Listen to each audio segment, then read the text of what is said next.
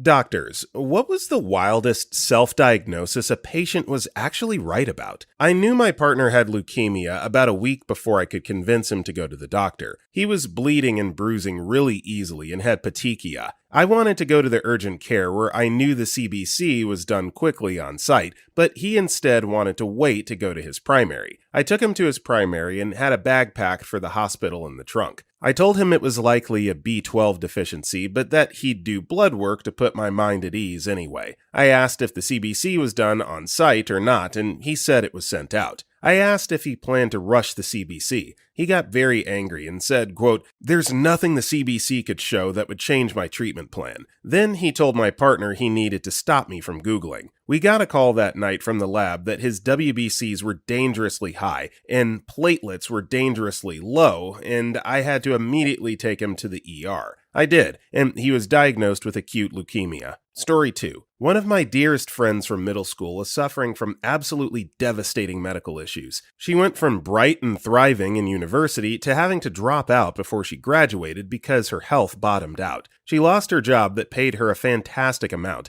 Basically, her entire life fell apart. She was telling me about the new weird thing happening to her, some strange anemia that was found to be the result of abnormally low ferritin in her blood, which is what enables your red blood cells to carry iron. That was when something clicked in my brain. Horrible digestive issues, peculiar anemia, chronic infections in her spleen that required splenectomy, would sunburn to a blistering point in less than half an hour, a diagnosed allergy to sulfa drugs, horrible reactions to carbamazepine. Retinol gave her a separating skin rash. I'm a pre-med dropout, and one of the first classes I took on my path to pre-med was an undergrad course in rare conditions and diseases. And one of the ones we discussed in our inherited disorders segment of class was porphyria. There's an easy way to tell if someone has porphyria. Have them pee into a clear plastic or glass cup and expose it to direct sunlight. In a period of hours to days, the urine of people with porphyria will turn from clear or yellow to a wine red or wine purple. So I asked her if she trusted me enough to do something weird, told her to get a clear plastic disposable cup from her kitchen, pee in it, and put it on her windowsill where nobody could see it. And if anything about it changed, come tell me. Approximately 4 hours later, she called me on the phone, screaming that her piss turned effing purple red like a goddamn vampire, and I told her she needed to go to the doctor and get it tested for porphyria. 2 weeks later, she tagged me on Facebook calling me lesbian Dr. House because she was diagnosed with CEP. Edit. For everyone saying I stole this from Scrubs, I didn't even know Scrubs had a porphyria episode, so I looked it up and it came out a full year after this happened. Also, watching Scrubs and giving someone a DX doesn't cost you $100,000 that you end up having to pay back for 20 years. Story 3. EM/ICU doc here with over 10 years of experience. While it's not quite a diagnosis, experience has taught me to take very seriously when a patient states he's about to die, even if he appears in a stable/controlled condition. Patients who have a life-threatening condition usually have a premonition about their imminent decompensation, which is usually preceded by very subtle signs of worsening that may be confounded with pretty much anything that happens on a resuscitation room or on the back of an ambulance. I've had patients who appeared to be in a completely stable condition, with acute conditions where cardiac arrest was not foreseeable. Example, motorcycle accident with single limb injury, who briefly mention they think they're about to die before suddenly entering in cardiac arrest due to a malignant arrhythmia. It's believed that patients may perceive a sudden drop of blood pressure and or the usual release and spike of adrenaline and other catecholamines as imminent death, but the reason why this happens is not clear. Some we're able to return, others we lose or recover them to a state where death would be better. Story 4. I'm not a doctor, but this is what happened when my son self-diagnosed correctly. 3 years ago, he developed a terrible earache and went to urgent care, where they told him he had an ear infection and gave him an antibiotic. The pain intensified over the next day or so he returned and was told he should make an appointment with an ENT, but because it was the weekend, no ENT offices were open, so he had to wait until Monday. In the meantime, his ear started draining and he saw what looked like spores in the fluid, which would indicate a fungal infection. He's a naturalist and knows what spores look like. The pain grew so intense that he ended up going to the ER. He told the doctor who examined him that he had seen spores in the drainage from his ear and suspected that he had a fungal infection. He later heard the doctor talking to a nurse in the hallway, laughing and saying he thinks he saw spores. The doctor prescribed another antibiotic and a steroid. The next day, he flew home to see us for Thanksgiving. I don't know how he managed the flight, because as soon as he got here, he curled up on the floor howling in pain. I immediately called ENT offices all over town, but most were closed for Thanksgiving week and said they could not see him. Finally, one scheduler took pity on him and said she would move things around to get him in. A PA examined him and confirmed it was a fungal infection. She told him that the steroid he had been prescribed by the ER doctor was the same agent used in the laboratory to culture fungal infections. His infection had started to enter the eardrum and from there could have spread to his brain and killed him. She gave him a prescription that cleared up the infection very quickly. The wrong diagnoses at urgent care in the ER cost him over $1,500 out of pocket and several days of excruciating pain. The ENT's office did not take his insurance, but charged him only $250 for the correct diagnosis. Story 5. Patient here. I had a work accident, opened the roll-up door on my delivery truck and the load of tires fell, hitting my shoulder and neck. Couple days later, I started having fainting spells and my arm became swollen and discolored. Lots of neck and shoulder pain. Lots of doctors, lots of tests, lots of specialists, no diagnosis. I came up with the solution. I tore the anterior scalene muscle. As it healed, it compressed the subclavian artery and nerve that go to the arm. Key to this explaining the swollen arm was a quirk of anatomy. The artery was compressed between where the carotid and vertebral arteries branched off. The carotid fed my brain, but normal flow to the vertebral was cut off. So my body did a weird thing. It reversed the blood flow, pulling blood out of the circle of Willis,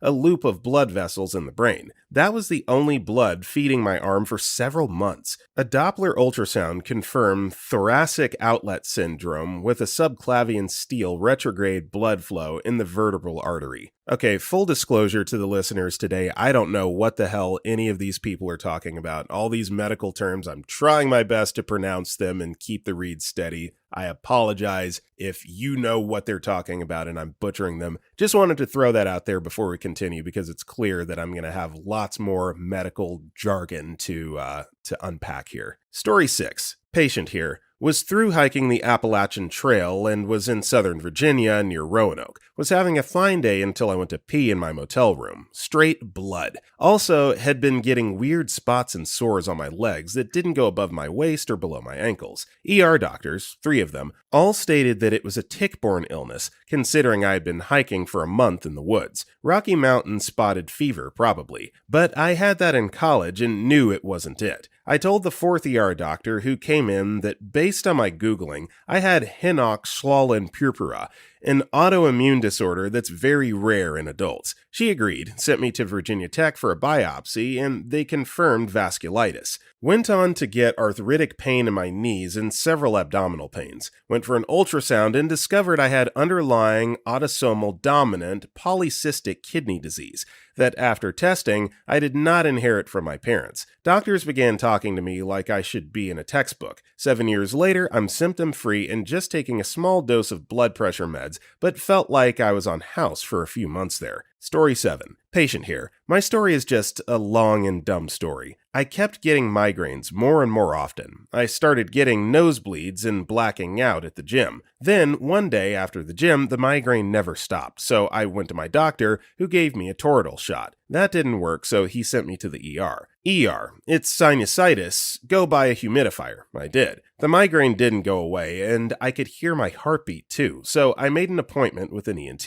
They ordered an MRI, and when they saw the results, told me to see a neuro ASAP. They couldn't help me see one, couldn't write a referral or anything, but I needed one as soon as humanly possible. So I called my GP. They sent referrals to every neuro in my area. I called 13 offices, made 13 appointments, and got put on 13 wait lists. I saw neuro 2 days later, then called the other 12 back to cancel. Neuro was like, the MRI shows signs you might have too much cerebral spinal fluid in your brain, but MRIs don't actually see CSF, so all we can see is the side effects. thinning of the bone from the pressure wearing away at it. Your pituitary gland is flattened, etc. We need to do an MRV and lumbar puncture to see what's actually happening with the cerebral spinal fluid. So we do that, and the pressure in my head is 40 when it should be 50 to 15. Cool. She puts me on meds to lower my CSF production. Okay. The pain does not change. She doesn't know why. So this neuro, because I was just trying to see any neuro, was a sleep specialist. I decided to change to a headache specialist for more specialized care. He changes the types of meds I'm on, but the pain basically is still agony. I ask him, hey, so I read birth control can trigger this. Should I take my IUD out? He's like, no, you should leave it in. It's stabilizing your hormones so your periods don't make things worse. I listen to him for a few months. Then I say F it and have it removed. The pain dropped significantly within 3 days of removal. Then I'm like, what the F? My ability to think clearly is not great. But I pull up my MRI and MRV reports and start reading them and doing research on what it all means. Transverse sinus stenosis. A cerebral spinal fluid vein was collapsed inside my head. So I went to my neuro and was like, hey, isn't this important? Shouldn't we have to fix this? Neuro says, no, ignore that. So then I went to see a neuro-ophthalmologist. He was like, your eyes are fine, so your brain is fine. What you're feeling is a migraine. The meds are working. Go back to neuro. I was like, what the F? So I went to a different neuro. Me. I want a stent. Neuro's like, huh? Looks up things on the computer. Oh, you do have a stenosis. I'm not really a vein doctor. You need a stroke specialist. Let me refer you. Stroke specialist says, MRVs suck at showing you how bad a stenosis is. You need a neurosurgeon to go in there and take a look at it. Neurosurgeon says, yeah, let's go take a look. So the neurosurgeon did an angiogram, exploratory surgery, and saw that the pressure in my head was still 40 after 2 years on the highest dosage of pressure-lowering medication, and I qualified for a stent to fix the vein. I was right. The pile of my previous doctors were wrong. I had to keep changing doctors and believe that the vein was the issues, and all my doctors were idiots until I finally got help. There's more dumb stuff that's happened over the last 5 years, but that's the major stuff. Yeah, this has to be aggravating to have these doctors basically just treat you like a lab experiment and not a living, breathing human being is very, very off-putting. And also, someone who gets chronic migraines myself, I can't imagine dealing with double that level of pain for 2 to 5 consecutive years. Bless you, OP. I hope you're doing better. Story 8. Another patient here. Wasn't wild for me, but apparently for my doctor. To set the scene, my mom has AS. My great-grandpa had it. My grandpa isn't diagnosed, but has a few symptoms. I was tested positive for the HLA-B27 gene as a toddler and grew up seeing my mom's symptoms and sometimes assisting her. At 19 or something, I started getting mild pains that got worse in some situations. After some time, I went to an orthopedist near my house. Easier to get an appointment and closer by than a rheumatologist. I served the whole thing on a silver platter for him. My mom has AS. I have the gene that makes it more likely. Didn't know the name of the gene by heart back then. I'm having pains in a joint that my mom has had a lot of trouble with as well. In short, I think it's AS. The doctor straight up told me, yeah, no way, there's no such gene. Your joint is just blocked. Tried to painfully unblock it to no avail and wanted to get me to accept some kind of shot into it. Not being a fan of needles, I declined that one, and decided to eat the waiting time and the longer drive to the rheumatologist instead. Surprise, surprise. I was right, and I have AS. Exactly what I served on a silver platter to that idiot doctor who pretty much declared it impossible. Story 9. Patient here. I've always known I've had something wrong with my heart. I was never taken seriously as a child and a teen by anyone, and the PCPs I saw never did anything more than listen to it for a few seconds and tell me I was fine. I just learned what I could and couldn't do in my daily life to keep it from interfering, and over time sort of left it at the back of my mind. After a series of unrelated medical events over the course of a couple of years, I was aware of my heart getting worse. After much pressure and persistence, I got a referral to a cardiologist who told me to track my vitals on my Apple Watch for a few months and come back to him with the results, as he was off on leave until then. I was a bit bummed. It had taken a lot to get a referral to him, and I was still being brushed off. Then COVID hit, and everything pretty much shut down in my country for 2 years. During that time, the only notable event was being hospitalized for kidney issues after severe gastro that left me so dehydrated I was hallucinating. Just before discharge, I had a doc come around to do his final obs before releasing me. It was a teaching hospital, and he had a gaggle of students with him. He listened to my heart and got excited, and then proceeded to use me to teach said students what an S3 heartbeat sounds like and how to fix it. None of his talk was directed to me, but I listened and I learned. I got myself the best portable ECG Holter type monitor I could afford, and I wore it to take ambulatory EGCs, and then I learned to interpret them. Obviously not to a medical standard, but enough to be able to note the areas of concern, what abnormalities in the waves I'd noted, my BP, and what I'd been doing at the time, physical symptoms, etc. Then I went back to my cardiologist and I told him I had WPW syndrome, and it was getting worse, and he needed to do something before it killed me. He scoffed at me, but I'd been expecting that and handed him pages and pages of relevant EGC recordings and asked him to at least prove me wrong. He looked over the EGCs in my notes, told me he knew medical students who weren't capable of this, which scares me, to be honest, ordered his own tests targeted on the info I'd gathered, and not too much later begrudgingly confirmed my diagnosis of WPW. One catheter ablation later, my life is much improved. Stupidest thing is, if I'd been taken seriously at any point prior, it could have been managed with medication, and not done permanent, irreversible damage to my heart. I shouldn't have ever had to learn to read ECGs, nor spend hours on medical sites reading medical journals researching heart conditions. I'm still convinced I'm going to die of a heart attack, but at least it won't be today, or hopefully tomorrow. Story 10. It happened to me as a patient 4 times. On the first occasion, I was 15 and started having bouts of severe abdominal pain and developed irregular periods. My mom took me to the GP so many times and they just kept blowing it off as anxiety or just my period. Got a half-assed diagnosis of it could be endometriosis. Track your periods for 3 months and come back. I kept going to school, etc. because I had no choice, but kept gradually getting sicker. Went to Comic-Con with friends and projectile vomited on the con floor. That was embarrassing as F. I was in intense pain the whole weekend, and when I got home, I went straight to bed. Woke up at 3 a.m. in so much pain I could barely move. Woke my mom up and told her I thought I was dying. Got rushed to the hospital by ambulance, and the first doc we saw said it was constipation. My mom went nuts and demanded a second opinion, and I was admitted for observation. 4 p.m., the new doctor finally sees me and sends me for an immediate scan because I'd gone gray and was barely responsive. The scan showed a massive growth on my ovary and an ovarian torsion, and I was taken to the theater immediately. On the way to theater, I genuinely thought that was it, and I was about to die. I did stop breathing on the table, but obviously I did survive it. Mostly thanks to my mum digging in her heels and fighting for me. She told me at the time she had a gut feeling that if I was sent home, I would have died. And she was right, as by the time I made it to theater, I was already going septic. Mums just know. Second time, I was at uni and had the most blinding pain in my kidneys. It was so bad I collapsed in my uni house kitchen and my roommates had to call an ambulance. I felt like someone was tearing my sides apart, and it was all I could do to not scream continuously. I got given morphine and gas and air in A&E, and my urine test was positive for blood. Was eventually seen by a doctor, and I told him I thought it might have been a kidney stone, as those run in my family. He laughed and said, "You're only 22, you're way too young for that. It's probably a UTI, but we'll do a CT to rule it out." I got the scan, and a few hours later, the same doctor returned and sheepishly told me it was indeed a kidney stone.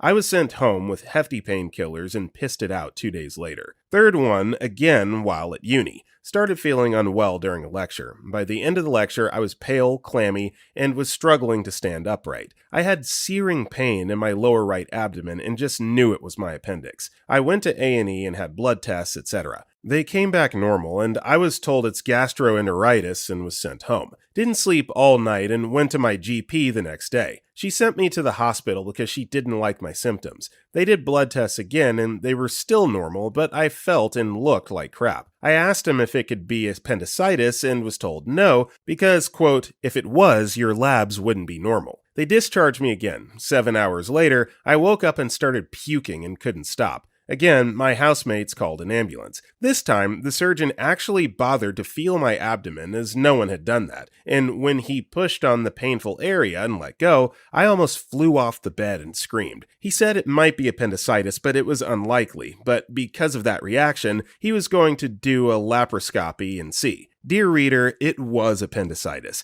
and the thing burst as they were removing it. A serious complaint went into the hospital after that. The fourth one happened recently. I've had ongoing upper abdominal pain, reflux, and heartburn since February, and it's been slowly getting worse. I've had multiple appointments with the GP, who has been very dismissive, just referring me to specialists and prescribing painkillers. I have EDS, and we're prone to weird crap going on with our organs, so after a few basic scans that didn't show anything, I asked if it could be a hiatus hernia, as I have all the signs including weight loss, lack of appetite, nausea, and difficulty swallowing food. He all but rolled his eyes and said it's unlikely because of my age, but sent me for an endoscopy anyway. I have a hiatus hernia. Not just that, but a particularly rare type where the stomach is actually herniating up into the esophagus. So now I'm waiting to find out what they're going to do about it. All these occasions I've voiced that I just had a gut feeling about it, but I'm always scoffed at or not listened to and then never apologized to when it turns out I'm right. Some doctors let their egos get in the way and could absolutely do with more lessons on actually listening to the patient and not blindly going by the textbook. I'm convinced that when I do eventually kick the bucket, it will be because a doctor didn't take me seriously. I just don't understand dismissing diagnoses because of the age of the patient. Like, you can have a heart attack in your 20s, you can have a stroke in your 30s, you can have kidney stones in your 20s and 30s. It is possible. So like she said, listen to your patient. That's just ridiculous. Story 11. Another patient, but work in healthcare. I had pain in my right leg, specifically my glute. Progressed to lightning-like pain down my leg, pins and needles. I assumed I had fluid or a mass crushing my sciatic nerve, and after a week of rapidly increasing pain, assumed it was an abscess. So I started feeling septic, went to ER and they refused me, sent me up to the primary ward.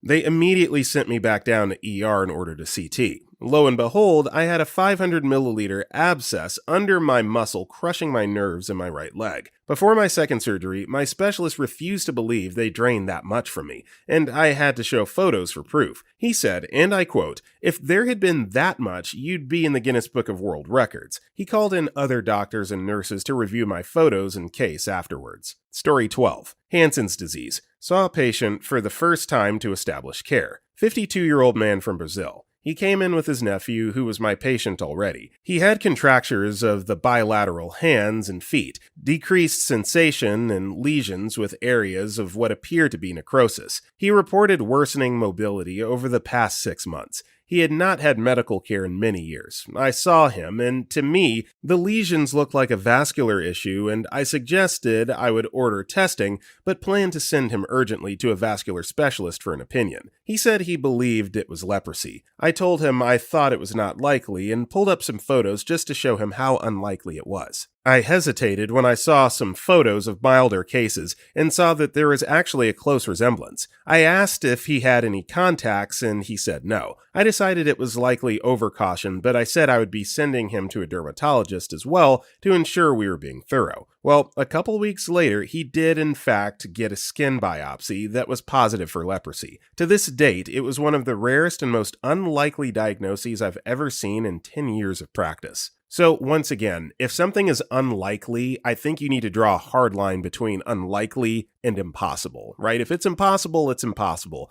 But unlikely, you still need to check and test for it. And once again, listen to your patient. They're telling you exactly how they feel, and you should absolutely take that into consideration. Coming from a non-doctor, of course. Story 13. NAD.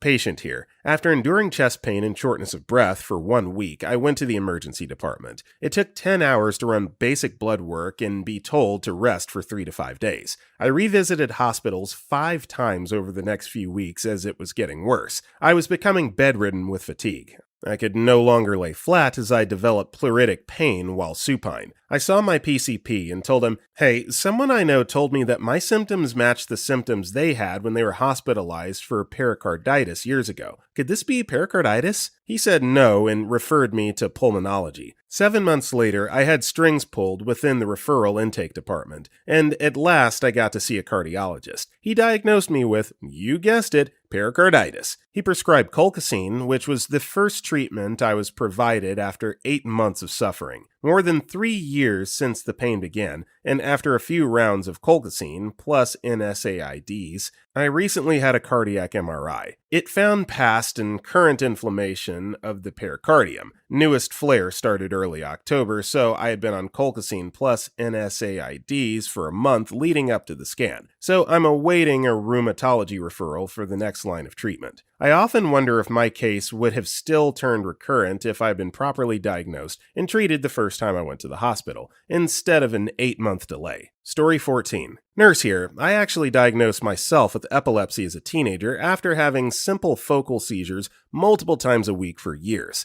Around the age of 14, I started having frequent episodes of what felt like deja vu. I would get hot, my hands would tingle, I felt lightheaded and nauseous, and then I would have the sensation of almost daydreaming, but it was like an involuntary vision inside my head. It would last around 10 to 30 seconds. I would always feel anxious and have a lot of brain fog that day, and sometimes I'd get migraines and severe fatigue after. Anytime I would Google my symptoms, the Epilepsy Foundation would pop up, but I just brushed that off because I only knew of seizures as grand mal seizures with loss of consciousness and shaking. When I became a nurse years later, I learned about all the other seizure types and really started questioning my symptoms. I pretty much accepted my symptoms were most likely some form of focal seizures and that I probably had epilepsy that was being triggered by my menstrual cycle since they started when I first got my cycle. I unfortunately was very hesitant about seeking treatment since I never lost consciousness and I didn't have any obvious triggers like lights, etc. So I felt like no one would believe me. I mean, I could have a spell while holding a conversation and no one in the room would notice anything, other than some minor skin flushing. All my symptoms were internal, so it was very easy to second guess myself and wonder if I'm just having a deja vu or anxiety. Well, one night I was working a shift at a hospital and I felt a seizure coming on while in a patient's room. It felt much stronger than usual, so I went to sit down and unfortunately, I instead fell to the floor unconscious and had a grand mal seizure in my poor little old lady's hospital room. I woke up confused, unable to speak properly, with a bloody bruised tongue and my shoes in 2 different corners of the room. I was rolled down to the ED and after some testing and a neuro consult, I was formally diagnosed with catamenial epilepsy with simple partial temporal lobe seizures. I'm now thankfully controlled with medications and seizure-free. I'm ashamed at how long I let myself go without treatment due to the fear of being wrong about my self-diagnosis or not being believed. Story 15. This was from a few years ago. I was out of town at a conference, about an 8-hour drive, and started feeling flu-like symptoms. Febrile, severe muscle aches, extreme fatigue, but it was June, not flu season. Went to a doc in the box and got, surprise, a Z-Pack. Kept getting worse and I needed to go to an ED. My spouse is an MD, so I said okay. I'm usually the one that waits things out. Through some heroic efforts, we made it home, went straight to the hospital. I'm a quite fair white person, but I was pretty much white. My BP was in the 70s, kidneys starting to shut down, CT scan of abdomen showed nothing. They were suspecting E. coli, but that didn't make sense, no GI issues. Really, no one had any idea what was going on. Admitted me and started broad-spectrum antibiotics. After one night, I wasn't getting better, so off to the unit I go. After 3 days in the ICU and 2 more nights on the floor, I finally went home. At that time, there was still really no DX. But Dr. Penhelnick figured it out. Spouse is a dermatologist, although also boarded in medicine. Got hold of all my labs and called the health department in the state where I'd been. We were able to have acute and convalescent phase IgG, which confirmed Rocky Mountain spotted fever. Fortunately, one of the antibiotics I got was doxycycline, which is the recommended one. So the PT's, dermatologist, spouse figured it out. Too crashed to perfuse enough red cells. No memory of tick bite, no sight of a bite found. No being in the woods, but I have never felt worse in my life. I fecking hate ticks. Story 16. Biggest thing I can say from a provider standpoint is that the increasing work demand, with less time to do it, with increased accessibility to patients sending in mobile messages via the portal, etc., makes it more difficult to get accurate diagnoses. I frequently have patients writing in that want to change treatment, or have labs drawn, etc., and I just want them to come in for an appointment first. It's amazing how often they're convinced it's one medicine causing a side effect, when another one they're on is known to cause the issue, or how the labs they wanted wouldn't actually help diagnose what they're looking for. I believe in patient intuition, and although I genuinely can't think of a good example of someone diagnosing themselves, I do like to ask what they think is going on, or what their goal is, because otherwise we can end up on two wildly different paths. Sometimes I do find that the same patient coming back and explaining the same symptoms another day will lead me to a totally different conclusion. Maybe that's because our first try didn't work. Maybe they just said the right thing at that time, or maybe my plate wasn't overflowing that day. Either way, I'm never upset when a specialist finds something I missed, etc. I'm just happy a patient gets answers. Story 17. Medical physicist here. One day, went out for drinks with friends. Friend of a friend gets a call and the dude walks out to take it. Comes back a little bit shaken. We ask what's wrong. He says a buddy of his is having a hard time because he adamantly believes something is wrong with his brain. No one takes him seriously. No MRI, no CT. My guess, because those exams are very expensive here. Doctors just prescribe normal medication that isn't working. The one friend who knows what I do looks at me and I just say, trust your doctor. Guy says that he does, but his friend has been feeling like crap for months and getting desperate. Tells me a little bit more of what's happening. All he wants is an MRI to have some peace of mind. I say, I got you. I have unrestricted access to a state-of-the-art MRI used exclusively for research, but we can have volunteers, usually healthy people, to use as control for our experiments. I pull up the volunteer form on my phone and send it to him. I tell him, have your friend fill this anonymous form and send it to this email. I'll schedule a volunteer screening for next week. I'm the one who picks volunteers. On his favorite food, have him write warm ice cream, so I make sure he's in. There will be more volunteers. In no circumstance is he to let any hint that he knows who I am or why he's there, or he might be discarded as a volunteer by my supervisor. Every MRI is looked over by a specialist just in case, and we contact the volunteer with his MRI and the specialist's annotations for them to take to their doctor. If anything is wrong, the specialist will contact him. It happens very rarely, but it happens. That week comes and goes. Sure enough, one of the volunteers had an issue that needed attention. I had no idea of the specifics because of the data protection and confidentiality. No idea if it was that dude or not. Next week after, my friend calls me. Friend of a friend of a friend, actually. Had a mass in his brain and was scheduled for surgery that same week. Wild. Story 18. Patient here. My senior year of high school, during my AP Language Arts exam,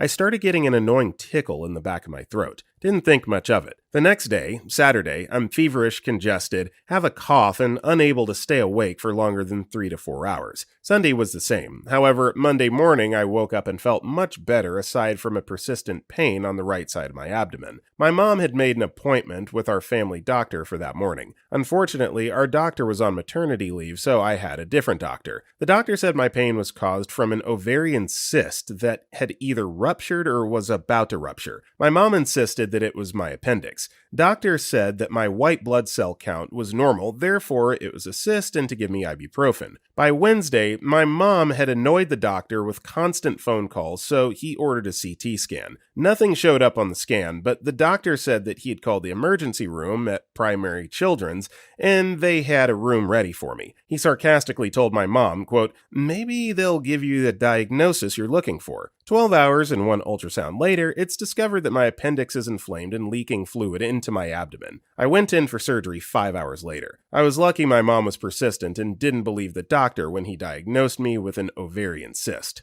Story 19. Patient here. I have hypermobile Ehlers-Danlos syndrome, a connective tissue disease that caused all sorts of wild crap to happen in your body. I spent much of my life trying to be believed by doctors to get medical help. In the last 5 years, I've finally gotten a handful of diagnoses that I've had to figure out myself. Find a helpful specialist to get diagnosed. I always go in hopes of ruling out the possible issues and get treatment. I've been right about every weird diagnosis and am always proved right by test results and surgeries. So far, I've been right about my Ehlers-Danlos, dystonia, jury's still out on exactly which ones and how many, but likely POTS, MCAS, lipedema, endometriosis, adenomyosis, slipping rib syndrome, and now 6 different vascular compression syndromes. This afternoon, I got the call from a doctor about recent CT images confirming my concerns about Eagle syndrome. I think the wildest one so far is a tie. One is the left side rib pain I've spent years trying to figure out. Stumbled on sleeping rib, found a surgeon who knew it well, and he confirmed it within minutes of touching me. We did surgery, and my 10th rib was dislocating from my spine a little and slipping under the rib or 2 above it. Most of my doctors were shocked when I told them and showed them the surgical report. They didn't know a human body could do that and not have me screaming in their office. I have constant chronic pain. I'm used to it. The other was my median accurate ligament syndrome, or MALS. I told doctors for the last year that I believed I had it. I had every sign of it and even compression of my celiac artery on imaging. I finally found a doctor who was willing to investigate, and sure enough,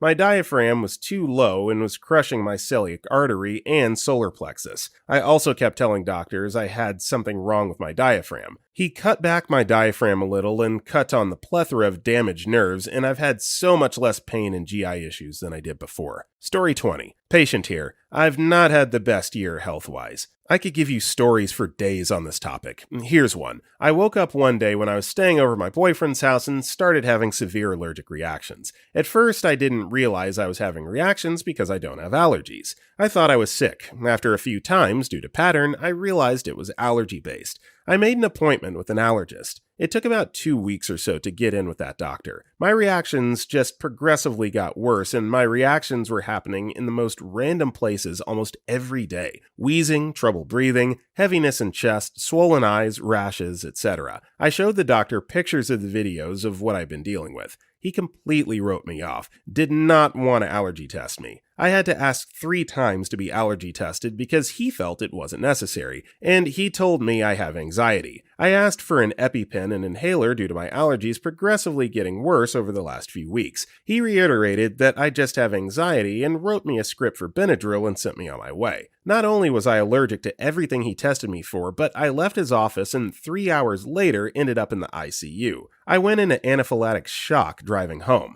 Was rushed to the closest hospital, was given 3 EpiPens, and put on an Epi IV bag. I filed a complaint with the office and doctor. The allergist took zero accountability for writing me off. Fast forward, I've been hospitalized 4 times in the past year due to anaphylaxis and have been diagnosed with MCAS. I've found an amazing team of doctors who are helping me manage my symptoms, and I have recently started immunotherapy. Please advocate for yourself because no one else will. Find yourself a doctor who takes the time to listen to your 2 cents and is willing to follow up on that. Most importantly, always trust your gut. Story 21. I went to a walk-in clinic and told them I had a cough and fever. They said it was COVID and it would be just fine and I'd get over it. I didn't, so I went to see a real doctor and said I felt like I had pneumonia. He said it was just a cough and I was fine. I said I'd had pneumonia before and I know what it feels like. I told him that my asthma medication can make it sound like my lungs are better than they are, even if they're bad. But he still wanted me to wait a few days because he was so sure I was going to just get better. I got markedly worse, and I was just coughing so badly that I would just start throwing up. I bruised my ribs from coughing so hard. All I could eat was Olive Garden chicken and gnocchi soup. They sell it by the bucketful. Literally, you can buy a bucket of it. I came back in a few days and the doctor listened to my lungs again, but said he still didn't hear anything. I said I wanted a chest x-ray. He tried to talk me out of it by saying the price is I'd be paying out of pocket, but I knew I needed it. So they did the x-ray. Lo and behold, I had pneumonia and needed a shot in the ass, a course of 2 steroids, 2 different antibiotics that wrecked my gut microbiome, highly recommend yogurt and kombucha, and 2 calls to the billing department to sort out their double billing me. The doctor, to his credit, totally admitted that I had been right and was really nice. He fit me in every day for the worst of the pneumonia because I was dangerously close to being hospitalized. Probably should have been, but I didn't have insurance, so he could monitor me and make sure I was doing all right. I had a hospital bag ready to go, lol. Story 22. I started feeling a recurrent stabbing pain in my left flank, between abdomen and back, when I was about 6 years old. I had my first back x-rays made when I was 7 in 1978. I still have them. Nothing showed up. I lived a normal life, but every now and then I had those pains. My parents brought me to the pediatrician or the orthopedic who prescribed x-rays that showed nothing and stated they're just growth pains. The pains become worse when I hit puberty. They lasted for hours. I started throwing up a lot during those attacks. By the age of 15, they occurred almost weekly. The only medication that worked was Buscopan. My mother brought me to the umpteenth orthopedic, who wanted to talk to me alone and asked me why I made myself throw up, since I was such a nice girl. It was 1986. Here in Italy, we were just knowing about anorexia disease. But this time I had perused an anatomical table we had in a book at home and read the Buscopan leaflet before going to the doctor. No internet back then. So I asked him if it could be a renal disease instead. He laughed and said that if it was something in the kidney, I would have suffered a nightmare, but he prescribed me a renal ultrasound just in case. The ultrasound operator laughed as well. I remember it clearly, just a moment before touching the skin with the scan. Then stopped abruptly, went all white in the face, and told my mom she'll undergo surgery next week. She'll recover completely, though. Turned out I had a malformation since birth. The ureter wasn't straight, and my left kidney, swollen with 15 years of malfunctioning, was becoming necrotic. I underwent a 5-hour reconstructive surgery, stayed 1 month in hospital, gained a PA infection from the catheter, but made it home and safe. Story 23. I was the patient in the scenario. Super odd story. Now I'm about to start nursing school, but this was a few years ago when I knew basically nothing about the condition. I was pregnant with our first baby, and I had a normal, healthy pregnancy up until I'd almost reached full term, 36 weeks at that point. Of course, I was super uncomfortable, but just randomly started feeling weird. No pain or anything different about my baby specifically, but I just couldn't put my finger on it. An episode of Grey's Anatomy, I know, super unrealistic, kept popping into my head where a pregnant patient has pre-eclampsia and dies. Naturally, I googled the symptoms of pre-E, headache, visual changes, right upper quadrant pain, swelling, etc., and I had none of them at all. On the way back to my OB checkup after about a week of feeling off, I told my fiance, "You're gonna think I'm crazy, but I think I have pre-E." Of course, he said that was totally out of left field and reassured me I was having zero classic symptoms. Lo and behold, when we arrived, the nurse checked my blood pressure, pretty elevated, checked my urine, yep, high protein. They sent me over to the hospital for monitoring, and I was induced a week later due to pre-E. Intuition is a strange thing, lol. Story 24. Patient. Got told to eat more fiber by PA. Thanks, Margaret. Turned out to be a 9mm kidney stone blocking my kidney. Kidney was swollen 3 times the normal size. I'd been in and out for back pain over the years. Urologist pulled up the old spinal x-rays and said, "See, there's the stone. It was stuck for 4 years. At the beginning of COVID, fractured my humerus in 2, went to urgent care, referred to specialist and saw a PAC. Thanks, Kimberly. They put me in a Sarmiento brace, but didn't tell me I couldn't take it off or that it was supposed to heal with the brace. I would take it off in my sleep. I had to go to urgent care multiple times, once to ER. Nobody could deal with the brace, and they all said you're going to end up in surgery anyway. Finally went and sat in Doc's office and loudly refused to leave or, also loudly, to deal with Kimberly anymore because she was a liar. They finally scheduled surgery, 18 days after the injury. The doctor was a female dog and didn't let the anesthesiologist do a nerve block before I woke up. Said she'd have them do it if it was necessary. I woke up writhing on the table and they had to get a bunch of people to hold me down so the anesthesiologist could do the block. He was pissed. I remember him saying, "This is why we do it first." Story 25. One day I was drying off after getting out of the shower, and I noticed a hard mass under my right nipple. I'm a male. It felt like it was about the size and hardness of a lima bean. I asked my girlfriend to feel it, and she said she could feel it too. Of course, breast cancer is much more common in women than men, but this just didn't feel right. I went to my family medicine clinic and was seen by, apparently, an intern. She was in her early 20s and much younger than me. She seemed very inexperienced, and when I told her my concern, she looked at me very skeptically. When she examined me and palpitated the area under the nipple, her attitude completely changed, and she said, surprised, "Yeah, there's definitely something there, isn't there?" So she booked me for an appointment to see an oncologist for the next day.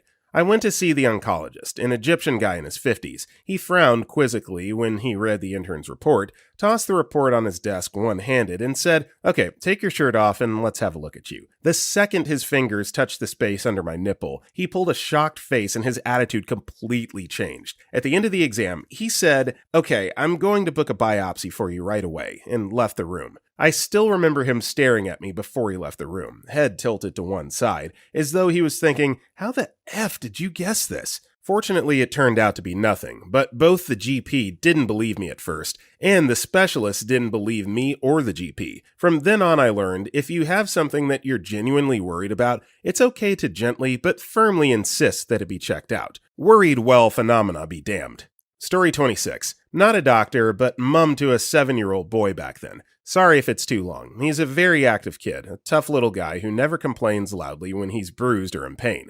So I got a call from his school that he fell from a hangling activity set they had on the playground, 2 meters. They had checked on him and he didn't complain much, but if I would pick him up anyway. With this activity set, they had a few incidents before of children getting hurt and breaking bones. They had always called an ambulance, but in this case, as he was pain-free, they didn't. I saw him. He was white in his face, and I knew immediately he had hurt himself badly. Went to the emergency room at the hospital because it was a Friday afternoon, as always when it's bad. I told the assistants in the waiting room, who'd do the triage several times during the wait, that he is hurt really badly and had broken something, and he needed to see a doctor immediately. They brushed me off. As he didn't make a fuss and only sat quietly exhausted next to me, they let us wait 3 hours, a 7-year-old boy in pain.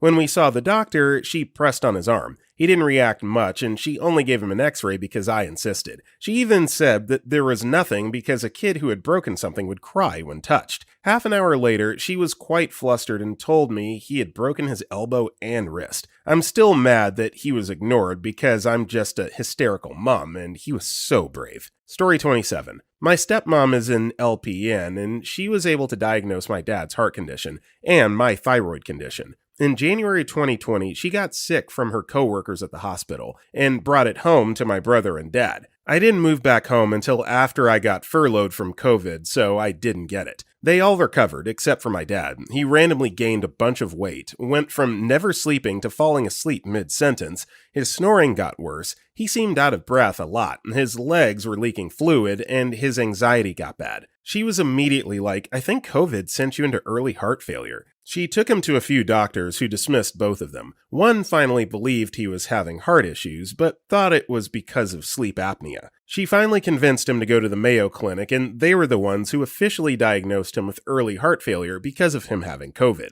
They also said he had a heart attack that summer that was missed. My dad wanted to give up a bunch of times, but because she kept pushing, his condition never got worse, and now he's a lot healthier. Then, when I was a kid, I was told I had a goiter when I had strep throat, but when I had lab work done, they said my thyroid wasn't going to be an issue until I was an adult. When I hit puberty, I started having a lot of issues. I slept in all the time. I would flop between depression and anxiety. My hair was falling out. I felt sick a lot. I got sick a lot because my immune system was crap and my brain fog was awful.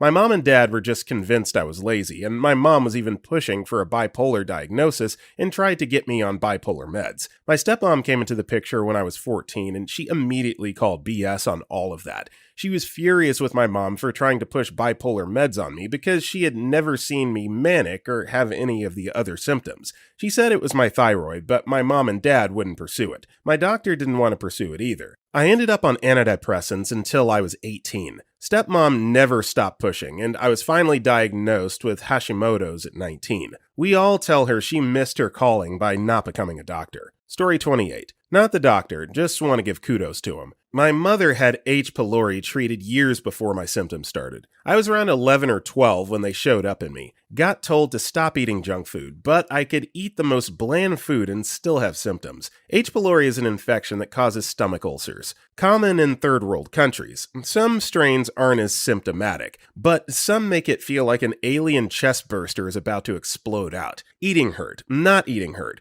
My PE teacher told me to sit out and eat saltines quite a few times because I was underweight in high school. I either avoided food or had no physical choice about throwing up. Was a Navy brat overseas during the worst of it, so there wasn't much choice in doctors. I had suggested, and my mother did as well, that I might have gotten it from her, but it took a while to present. I got told the pain behind my sternum and constant stomach problems were period cramps. Fast forward, about a decade later, after the first symptoms, a younger doctor actually looked at my blood work and my medical record. Big factor was iron deficiency. H. pylori can cause that and causes cravings for salt and pica habits, like chewing on ice and other non-nutrient cravings. A barium drink and imaging later, my stomach looked like Swiss cheese. A round of antibiotics is all it took. Damage was done, however. Esophageal sphincter is so worn down, if I get a little nauseous or heave, there are no brakes on the puke train. And I can never eat, or it just kinda climbs up my throat. But it doesn't feel like Freddy Krueger is trying to claw its way out. Sucks because I love cooking and eating. Just chew well and take my time. Don't get hunger pains either anymore. Just have to make sure I eat every so often before my blood sugar dips too far. Anyway, I still really appreciate that doctor that actually cared to even question my issues. He was also a military doctor, but stateside. But he gave a F, and I will be forever thankful. I was so blindsided by the fact he cared to look into it and found a solution, and I regret never getting his name. Story 29. Not a doctor, but I correctly guess that my father-in-law had a drug-drug interaction when he passed out soon after taking a new antibiotic for an infection. His wife really doubted it because she was sure that if the drug was known to have interactions, the urgent care doctor wouldn't have prescribed it. They did tell him or her about the regular meds he took, and the pharmacy wouldn't have filled it. I asked the name of the drug, Cipro, looked it up, and sure enough, it's known to have interactions with the sorts of heart and or blood pressure meds he was taking. I made her promise to tell the ER doctor about my supposition. Turns out I was right. The cardiologist called the pharmacy and gave them a severe talking to, and told them they better not ever allow such a thing again. I used to work at a pharmacy years ago, and even then, drug-to-drug interactions would pop up on the screen as we ran prescriptions through the computer. I'm not sure how the pharmacy overlooked my FIL's interaction, but maybe the system flags a lot of mild interactions, and people just got used to ignoring and overriding them as they didn't notice this was a real and major interaction. Story 30. I'm a patient, and I hope my post helps someone as I had been misdiagnosed for years. I was experiencing difficulty with random severe nausea, urinating, fecal movement, swallowing, breathing, almost passing out, heat intolerance, feeling like my head went on a roller coaster ride without my body, and small fiber neuropathy. I had seen so many doctors I actually lost count. Some doctors said it was in my head, some suggested I see a therapist, some did not attempt to diagnose me. I was accused of faking pain, etc. It was overwhelming and depressing. Through a series of mistakes made by my PCP's assistant,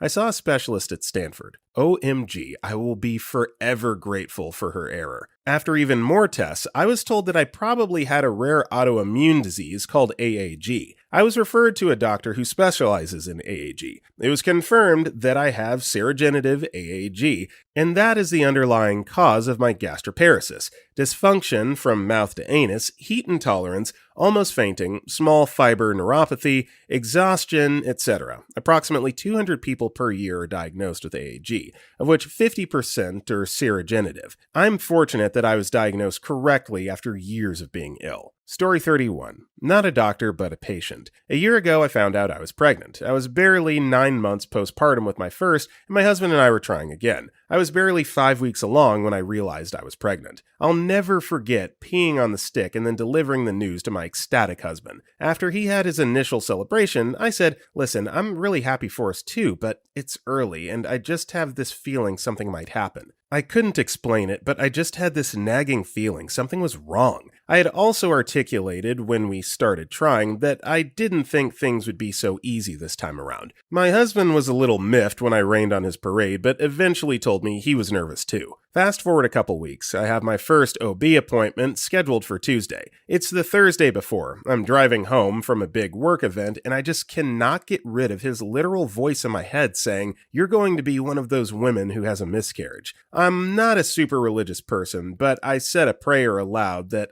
didn't want to bring a gravely sick baby into this world. I asked the universe to take the baby now if that was the case. All the while, I had this vision of an unhealthy, weak, sick little baby. It was so strong of a feeling, and the vision was crystal clear. I got home 20 minutes later, said hello to my husband, and promptly started bleeding. We confirmed a miscarriage at the Tuesday appointment. I also had a very surreal experience while miscarrying at home, where I believe I felt the spirit of my baby literally say goodbye to me as it left my body. It felt so strongly like a boy, and it felt so sick and unhealthy. I can't quite explain it. It's like I could feel that this baby wasn't meant for Earth. I still cry thinking about it. Right now, as I'm writing this, I'm holding my healthy, happy, 6-week-old baby boy. Miracles happen. I was so nervous during his pregnancy, but knew in my gut he was going to be okay. Although, again, I had strong intuition from the start that birth wouldn't be easy. After a breeze of a pregnancy, in the last weeks, I had some wild symptoms and situations, and ended up being induced for fear I was developing preeclampsia. Always trust your gut. Well, OP, I'm pretty sure that this was very hard to type up and share, but definitely appreciate it. That's an amazing story and testimony, and yeah, I totally agree. Trust your gut. Story 32. I slipped on some cardboard at home and did a sort of sitting fall. Not serious, and I wasn't hurt in the slightest. Over the next few days, my ankle/foot area started to hurt, like a muscle ache. It got worse over the next week or so and felt better at rest. Eventually, I was convinced I had somehow fractured my foot or ankle. The pain felt deep in the bone for me and not in the muscle. I do the obvious thing and go to a walk-in center for minor injuries. They dismiss it as a mild sprain, despite me injuring it weeks before and it not getting better with movement. Doctor prescribes exercise and a support sock, which caused me so much pain when wearing it, I cried. Went to the emergency at hospital a couple days later to get an x-ray. It showed no breaks, but they only scanned my foot in one position. Doctor there said if the support sock was uncomfortable, I should buy a bigger size. Didn't listen to me when I said I wasn't in discomfort. I was in extreme pain. A week goes by and I'm in agony. I visit urgent care again to get another opinion. Immediately dismissed and looked at like I'm a crazy person. I go to the walk-in again for another opinion. The nurse there was so rude to me she refused to do an examination and told me that stress fractures didn't exist. Wrote in my notes that I was convinced I'm walking around on a broken foot. By this point, I'd had a private physio done, whereby they told me it wasn't muscular and I should get an MRI done. I did so, privately. I'm in the UK, so all my previous appointments about this particular issue were through NHS. When I told the walk-in nurse this, she told me there was no way I had a broken ankle because the MRI scanning would have told me. Right away, I didn't have a break, even though MRI scanners aren't qualified to tell you the results there and then. The private MRI came back. I had an acute fracture of the heel bone. NHS doctors tried to deny wrongdoing by stating I'd needed an x-ray in a specific position. Or, they could have just effing listened to me in the first place when I said I was in so much pain I felt sick. I was indeed convinced I was walking around on a broken foot, and I was right. Story 33. About 4 years ago, I started having crazy stomach issues. Anytime I ate something, I'd either throw up or have to run to the bathroom almost immediately. My primary doc thought it was just a stomach bug and gave me nausea meds. After a couple of weeks, he sent me to a GI specialist. A couple months go by, and I've now lost about 40 pounds, have absolutely no energy, and am in pain all the time. I could only eat a couple bites of a few safe foods at a time. The specialist has done test after test, and I said I just have irritable bowel syndrome. I kept asking him about my gallbladder. I had all the symptoms. One night, I wake up with pain/pressure in my chest, and I couldn't feel my left arm or hand. I was taken by ambulance to the ER and monitored in the cardiac unit. Everything checks out okay with my heart. I tell everyone who will listen about all the recent stomach issues, and it could be my gallbladder. Still, everyone says it's not that. I finally see a different primary at the same office because mine was out for vacation. She sent me to a surgeon right away, and she agreed to do surgery. When I woke up from anesthesia and see them, he said I had the most inflamed gallbladder he'd ever seen. He had no idea why it never showed up on my scans. Also, turns out a gallbladder attack and a heart attack have a lot of the same symptoms.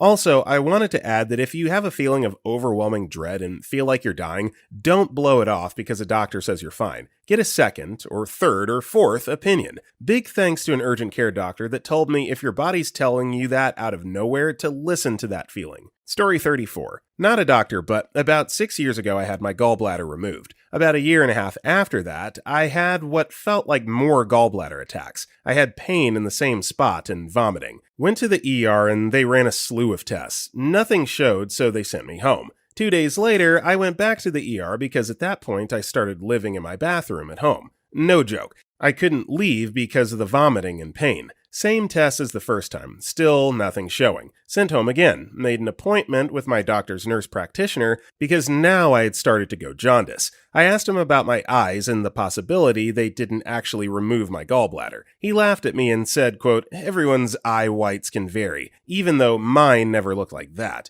and I was paranoid. Said I had an ulcer and sent me on my way. The medicine for the ulcer never helped, and after 2 weeks, I was still living on my bathroom floor. We went back to the ER for a third time, ran the same tests, and I was nearly septic this time. They ordered an ultrasound, and I was half right. While I thought maybe they didn't actually remove my gallbladder, it was actually a stone stuck in the bile duct. Had a stent placed, and after 3 days of heavy antibiotics via IV, was finally sent home feeling so much better. Story 35. Not a doctor. Went to my doctor at the age of about 17 and said I thought I was autistic. She referred me to a mental health link worker whose job it was to do a brief screening and point you towards the right team for your particular issue. He said I couldn't be autistic because I had a job and a relationship. I continued feeling like I was broken for another 5 years. I started working in a nursery and all the autistic kids were magnetically drawn to me. My manager said that since I spent all my day with the autistic kids, I should do training. I found it all really interesting and did course after course after course. The more I learned, the more I knew I was right. 5 years after my first referral to this crappy dismissive link worker, I found myself in front of him again. I absolutely buried him under technical terminology and evidence. He was pissed. Eventually, he grudgingly pulled a questionnaire out of a folder and asked me to rate how much I agreed with the statements on a scale of 1 to 5. Only took about 10 minutes. He tallied up the results. Okay, I'm going to refer you to the autism diagnosis team. It's been a decade and I'm still furious he didn't do the questionnaire at our first meeting. I would have known I was just different instead of broken. I also don't think you should have to become a professional in something to be able to get diagnosed with it. Story 36. I tore the small head off the bicep from the radial head, while letting my 40-pound puppy slide down my arms to the floor. Instant pain, but eased over an hour or so. I did some Google foo, based on my 20 years working in physical therapy, office knowledge, and came up with what I most likely tore. This was a Saturday night. On Monday, I dropped into the PT department and had one of the PTs take a look at it.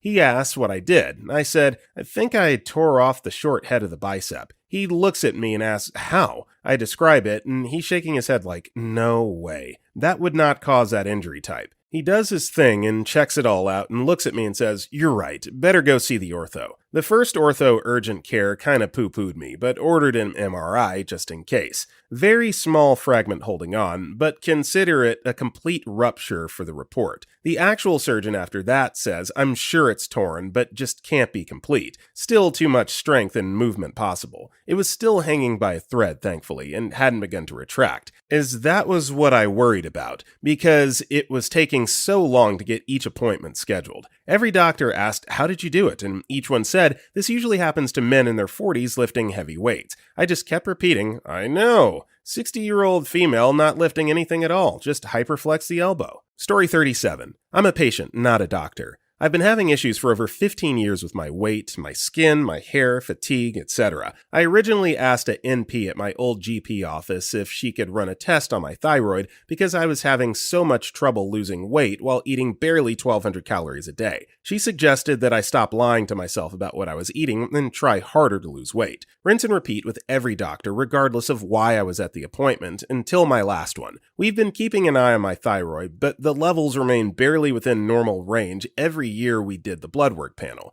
but at least she listened. Then she sent me to an ENT for an unrelated issue, and he noted that my thyroid was quite enlarged. Several scans and a biopsy later, I have thyroid cancer, likely caused by Hashimoto's. Hashimoto's is an autoimmune disease where your body attacks your thyroid and causes nodules, some of which can develop into cancer. It also causes intermittent bouts of hyperthyroidism, which 100% explains every symptom I complained about to the original NP, including how inconsistent my problems were. Hey, MP Marge, I'd like to present you with this giant FU. I was right. To all doctors, when a woman shows up with a problem, don't ask her if she's actually tried to lose weight as your first response to her concerns. For F's sake. Story 38. In June to July of this year, I started having a lot of migraines, 3 to 4 episodes a week. They weren't disabling, so I just got on with my life. A few weeks later, I noticed that my Leica, my 10-month-old dog, was licking my forehead and sometimes trying to dig my head. Found it a bit weird, but found it funny and just continued my life. I asked my doctor to do some tests on me. I got on a fairly long waiting list. He didn't expect to find anything. Almost 1 month ago, I ended up in the ER because of a migraine that almost kept me from breathing.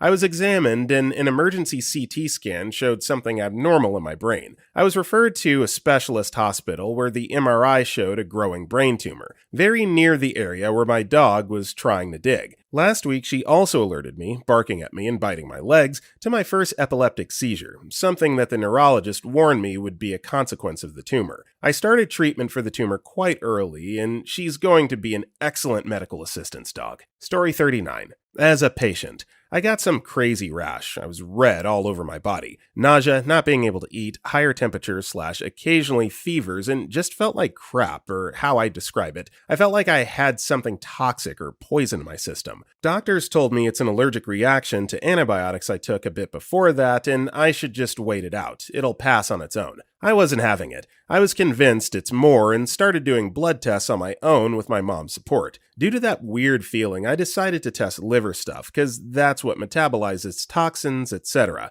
Turned out I had liver injury, borderline liver failure caused by said antibiotics. Like, blood tests had been rapidly getting worse. 1 day difference, and already everything was twice as high. Liver pretty much was not working at all. If I waited it out for like a few days more, I would have needed a transplant, 100%.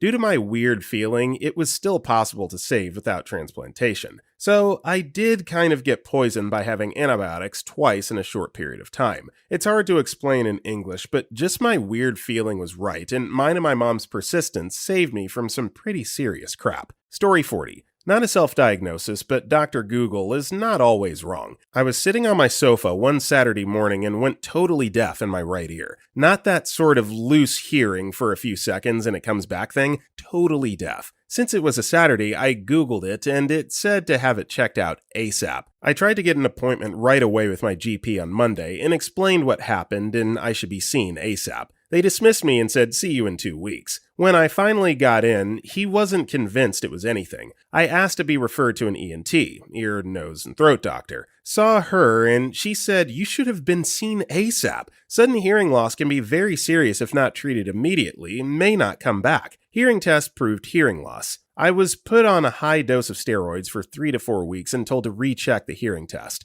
Most of my hearing came back, but not all. It was idiopathic, no known cause, after x-rays, etc. The audiologist told me after my second hearing test that I was very lucky the patient just before me had something similar happen, and he did not recover his hearing at all. Never wait on hearing loss, no matter what they say.